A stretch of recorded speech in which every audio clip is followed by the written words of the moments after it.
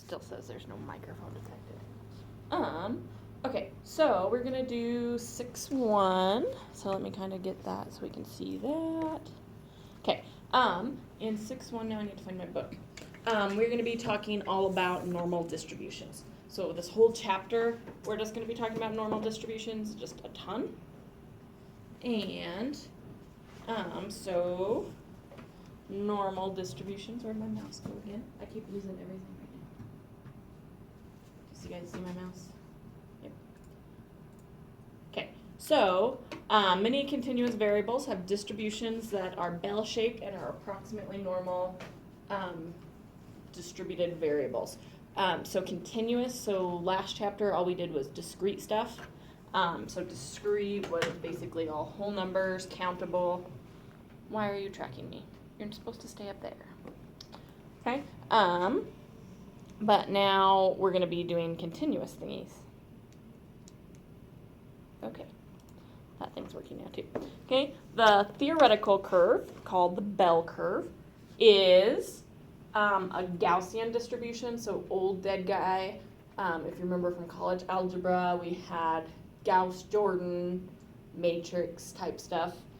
So he did a lot of mathy stuff. It's not even following me anymore. Oh my gosh. Okay. So it used to study many variables that are not normally distributed, but are approximately normal. So, really gross equation, right? We don't care that much about it. Okay, so write it down. We'll be given a few things. So this is what it looks like when we actually then look at the graph. We'll look at that in a couple seconds. Okay, pi, still pi. Sigma, standard deviation. Mean is mean. So we did a lot with e's in college algebra. I don't think any of our formulas ended up looking this gross, but okay. E is a number. It's already in your calculator. It's like on that right-hand column if you ever need it. 2.718, blah, blah, blah. It keeps going forever. Pi, about 3.14. Mu is whatever population mean we happen to have. Sigma is our standard deviation for whatever we happen to have too. Okay, so what that guy actually looks like, I don't know if it's on the next one. No, it's not on the next one.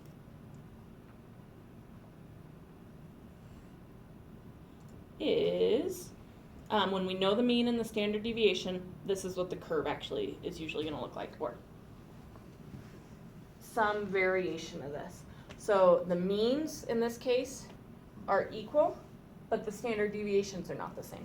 So there's a little bit of a different type of thing. And what also can happen is we can shift things from the left to the right a little bit. Okay?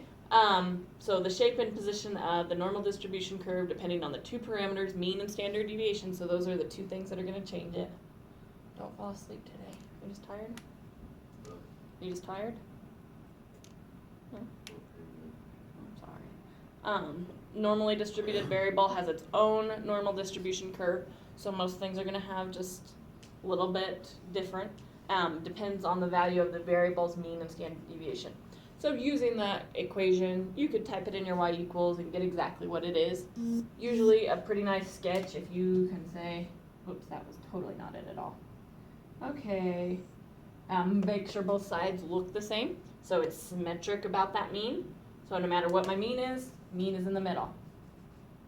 Okay, then our standard deviation, so we're going to keep talking more about lots of different things that can change these things. Okay, this one has two separate means, but the same standard deviation. So I have exactly the same shape, but in two different places.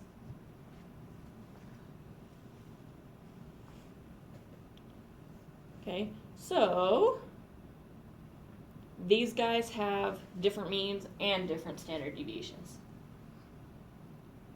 Okay, they have sigma 1, sigma 2 to go with curve 1, curve 2.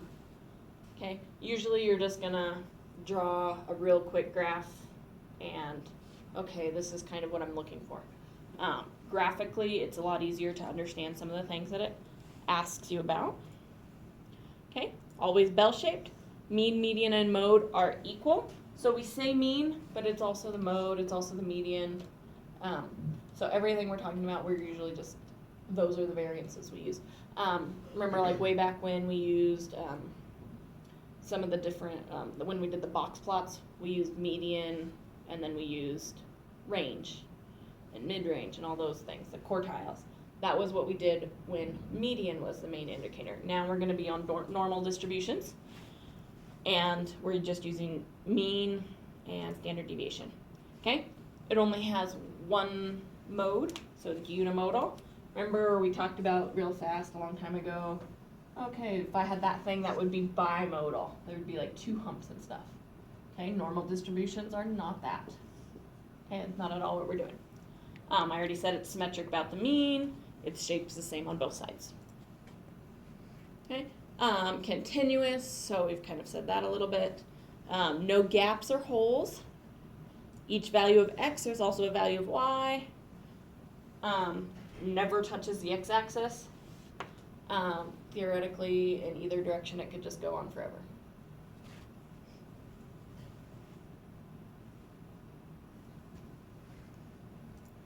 Okay, the total area. So this is what we're going to use a lot of.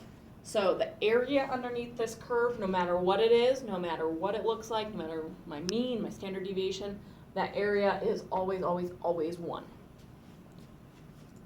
Okay, the area under the normal curve, okay, I was like, where is that going? Okay, within 1 standard deviation is 68%. 2 standard deviations is 95%. 3 standard deviations is 99.7. So 1, 2, 3, 68, 95, 99.7. We'll use those a lot. A lot.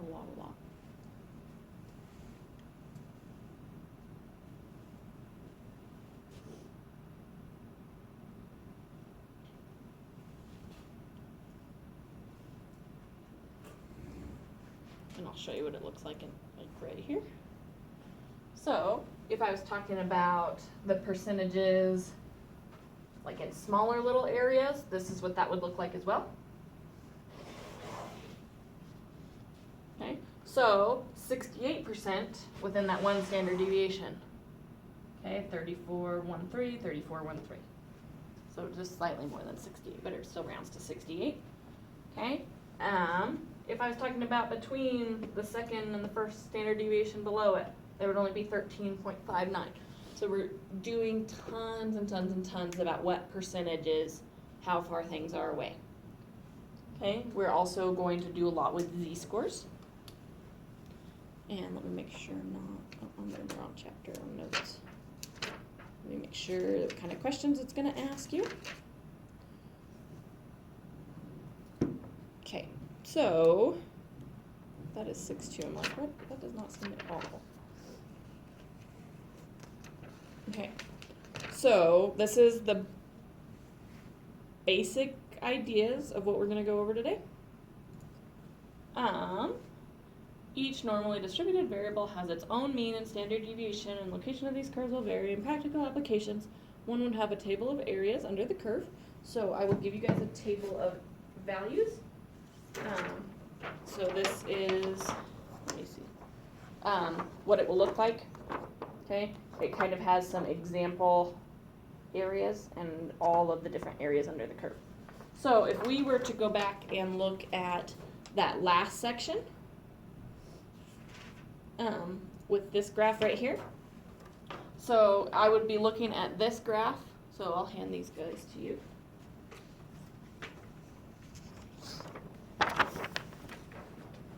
What we're going to be doing is finding those areas. So looking at this graph, so the rest of you guys, make sure you come grab one of these from me. So if I wanted to say,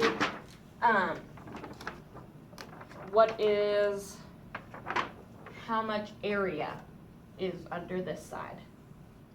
Okay, so if I was finding this guy right here, okay, you should be able to tell me quickly, okay, half of it, that's 50%, 0.5, 0.500, you should be able to go in any direction.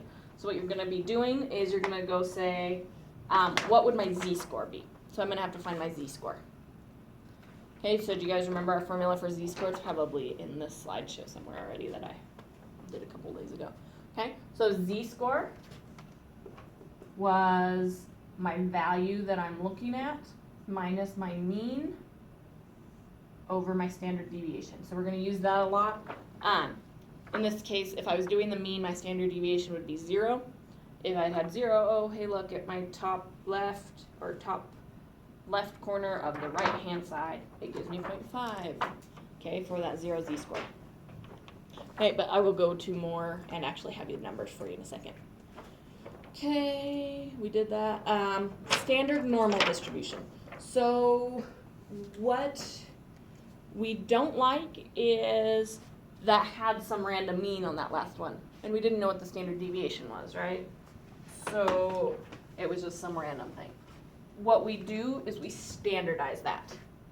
Okay, we just say this chart in particular does not have values. This only has the values for when my mean is 0 and my standard deviation is 1. So that would be like -1 and 1. This would be like -2 and 2. Okay? But that's not what that last curve was. It had some random mean. We didn't know what that was. So what we do is we use those z-scores to standardize these things. So mean of 0 and standard deviation of 1. Okay, so that's what we're going to use everything off of. So basically that z-score is going to convert it all to the standard normal. And that's what we use the most. Okay, so we already kind of wrote that down. So the value that we're looking for minus the mean, that's the gross way, that's the word way. Okay, remember what all your letters and junk mean? I'm just going to leave that right there. Okay, because we're going to use this a lot. Just kind of write it off to the side. X minus my mean over sigma. Okay, that way we don't lose it either. Okay, you're going to use this all the time. This is how we're going to find z-score forever. Okay, so to the left of any value is how we're going to find the areas. So this little chart only has, I have to have tissues around here. So. Only has the areas to the left. Sometimes it asks you about the area to the right, so you have to do some different things. If you're looking at this thing, at this table, this one that kind of resembles this thing, that has the black on the bigger part, it should have been like a grayed out kind of thing, but it didn't copy very well. So those are going to give you the z-scores, and they'll give you this total area. Okay? On this side, this left-hand side is the smaller values. Okay, and if you kind of notice, we do have lots smaller values. So this one over here is 0.99999. That's much bigger compared to this one. Okay, so we'll use these guys to do that a lot. Okay, when we're looking between two different values, we'll have to use some subtraction in there. So we'll find the positive one, that greater one, and then we'll subtract from that lower one. It's not always from one chart to the bigger one. So if I did this one, both of these values would be on this column. So basically I'd have to find, whoops, that was terrible. I can't draw these. I usually can draw them just fine. So I'd have to find my bigger area first. And then I'm going to find my smaller z-score. This is really awful. These should be the same looking things. And then I'm going to find that smaller one. And then I'll subtract them, and that will give me this difference here. Okay, so it's a lot of subtraction there. Okay, we would do the same thing. It's just what side of the chart are you working on?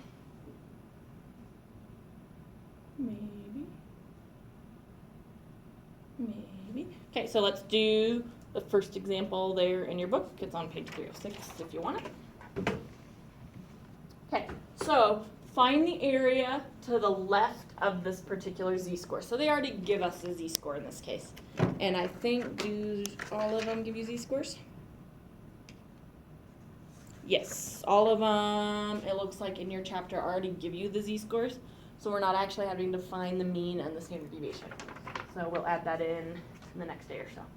Okay, find the area to the left of z equals 206. So how we're using our chart now is, and I totally have these laminated, so you can use markers on them, and it's wonderful. If you have like the book one, I don't know if you guys have your own books. It's also less laminated. No, it's not laminated. I wouldn't mark on that one. You can come get the laminated ones. Okay, so 2. So I go find z is 2. 2.0. Okay, so it's 2.0 is what I find on this column over here. I don't know. Let me try to get it in the video too. So right here I come down to 2. So I come across and then I find the 0.06 and I should get 9803. So 0.9803. I didn't even know I had it down there. Right? So make sure you guys can find that. So I go down to 2, across to the 6, which was my last number, and I get 0.9803. Okay. So if I was doing some probability type questions, what that would also mean is, hey, what's the probability of getting something that you already found some random z-score, and that z-score happened to be 0.206, the probability of it being less than that is 0.9803. So this also, remember how probabilities add to 1? This guy also adds to 1. Okay, so that's what that guy looks like. To the right is going to be a little bit different. So we're going to have to subtract from 1 there. So this is example 2. Okay, so where is this particular z-score? So it asks about negative 1.19. So we have to go find negative 1.1. And since the z-score falls in the left, on that left side, we have to figure out what chart we're using. So we're using this left-hand chart. We're going down and negative 1.1. Don't know where that is, negative 1.1. And then we go over to 0.09, which is all the way at the end, and I get 1170. Okay, so this guy has the value of 0.1170, but now what I have to do is that actually gave me this value. That's not the value I'm asking about. I'm asking for the value of the right. Since the chart only does the left, remember everything adds to 1, I subtract that from 1. 1 minus 0.1170 equals, they already did it for us, 0.8830.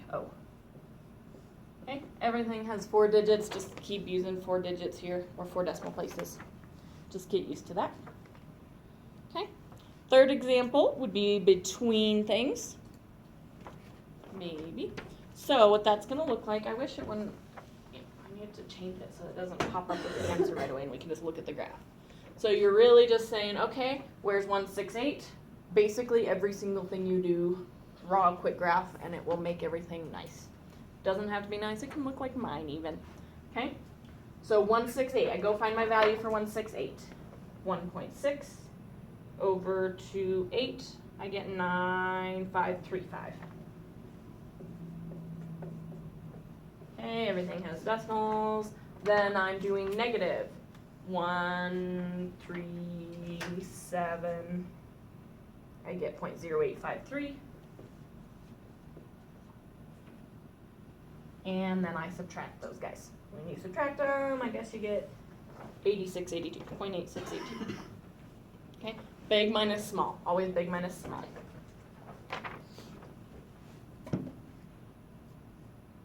Okay, so it shouldn't be tons, you shouldn't have tons of work to show. Now we're going to actually do it within probabilities. So it's not going to be way different. It's going to look pretty similar. So what that guy looks like is I go find, hey, what's my z-score? So I wasn't going to click it so that I actually have to go through those steps. 232, that's positive. If you kind of think about it, remember my mean is 0. 232, my first standard deviations happens when this guy changes from like up, kind of like when that changes from this is going up, now it's kind of opening down. Okay, so you kind of know where to put that line. 2 is somewhere over here, so this is 232. 0 is right here. What is the probability of 0? That should be something that you shouldn't have to look up every time. You should just start, remember, hey, half of it is under here, so that has a value of 0.5, 1, 2, 3, 4. There we go. 4 spaces, doesn't matter if you really write those 4 spaces. Now I'm going to use 2, 3, 2. It's positive. Make sure you're not using the negatives. Although if you look at them, they should have one positive and one negative. It shouldn't be too far off. Or not positive and negative, I'm sorry. They should add to 1. So if you did like positive and negative that, it should add to it nicely. So 2, 3, 2. So 2, 3, 2, 9, 8, 9, 8. Okay, subtract that. It should be like 4, 8, 9, 8. Is that nice? Okay. When you subtract that, yep, that's what you get. Okay, even more. Okay, the z value such that the area between the standard normal distribution is that and that. So this one actually already gives you the area or the probability, however it is that they're talking about it, they would be the same thing. I don't want to click it because it comes up already. Okay, that wasn't very good. I put in 0. Then I don't know what z value I'm actually talking about, but if it's between 0 and that, it could be like this area. Could be 0.2123. Okay.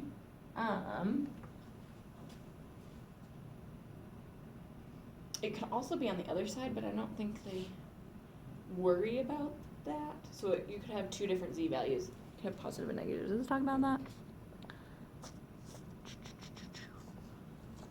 Not really. No, I'm not finding it. So what that looks like is that doesn't help us find it on our chart. Even if we find 2, 1, 2, 3, that would just be this weird tiny area over here. So what we have to do is, okay, how much area was actually over here? 0.5, blah, blah, blah, 0, 0, 0. Add that together. So I have 0.5 plus 2, 1, 2, 3 to get 0.7123. Now you have to go find 0.7123 on there. Okay. Everything kind of goes in a nice order. Is there actually 7123? There is. Okay, did you guys find it?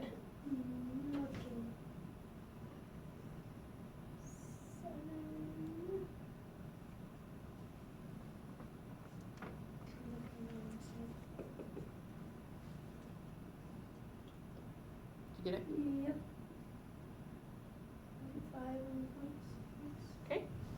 0.56. Okay. So we came over here. We just have to look around until we get 7s. Okay. It kind of starts at 5. It goes down to 9. So somewhere in there, there's lots of 7s. Just kind of look. Oops. They kind of do a little thing. So start, we find it, and then we're finding that value. Okay, so hey, look, we found it, and then what are those numbers? Add them together. 0.56, and that was pretty much it, I guess. I guess that looks like it was it, because that's my kid. Okay, so I want you guys to do numbers.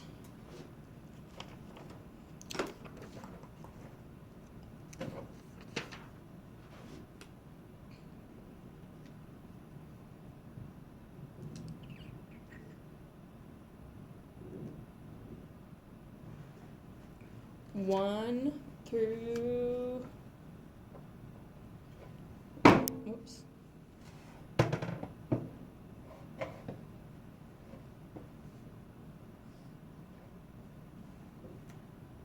I want 1 through 45 odds. I was trying not to be mean, but I want you to do that many of them. Woman, I'm not even done with chapter 5 yet. Come on. Get on it. What page is that on? That's on page 311. Is anybody done with chapter 5? You handed stuff in, didn't you?